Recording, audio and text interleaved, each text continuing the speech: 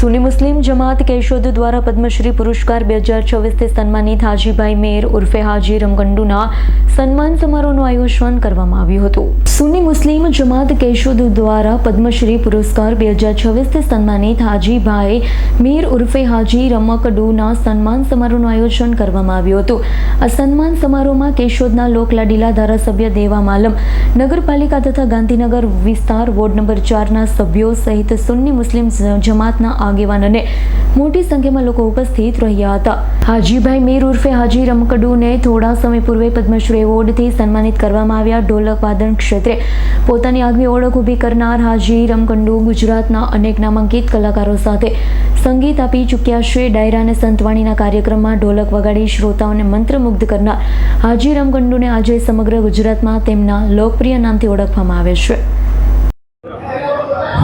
જી આજે ગાંધીનગર મુસ્લિમ સમાજ તરફથી પદ્મશ્રી એવોર્ડ હાજીભાઈ રમકડુનો સન્માનનો એક પ્રોગ્રામ હતો અને એ પ્રોગ્રામની અંદર તમામ સમાજના આગેવાનો, માનનીય ધારાસભ્ય શ્રી દેવાભાઈ માલમ અને દરેક સમાજના ઓફિસરો આગેવાનો આ પ્રોગ્રામમાં હાજર રહી અને હાજીભાઈનો જે આ સન્માનનો પ્રોગ્રામ હતો એ સન્માનના પ્રોગ્રામમાં જેટલાઓ સાહેબો ઓફિસરો હાજર થયા દરેક સમાજના એ તમામનું ગાંધીનગર મુસ્લિમ જમાત તરફથી ખૂબ ખૂબ આભાર વ્યક્ત કરવામાં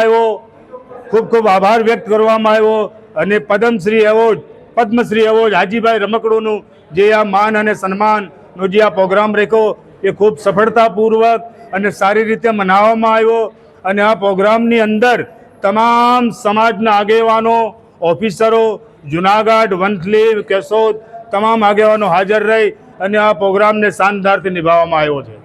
સમાજની એકતાનું પ્રતીક અને હાજીભાઈ રમકડુ પદ્મશ્રી એવોર્ડને તો કોણ નથી ઓળખતું કે જેની ગાયો માટે થઈ અને આટલી મહેનતો કરી અને માન મેળવ્યું તે બદલ અમે હાજીભાઈ રમકડુને ખૂબ ખૂબ માન આપીએ છીએ, સન્માન આપીએ છીએ અને તહે દિલથી એના ઇસ્તકબાલ કરીએ છીએ। સાહેબ રાવલિયા મધુનો રિપોર્ટ, S9 ન્યૂઝ, જૂનાગઢ। અમારી તમામ માહિતીથી અપડેટ રહેવા માટે જોડાયેલા રહો S9 ન્યૂઝ સાથે।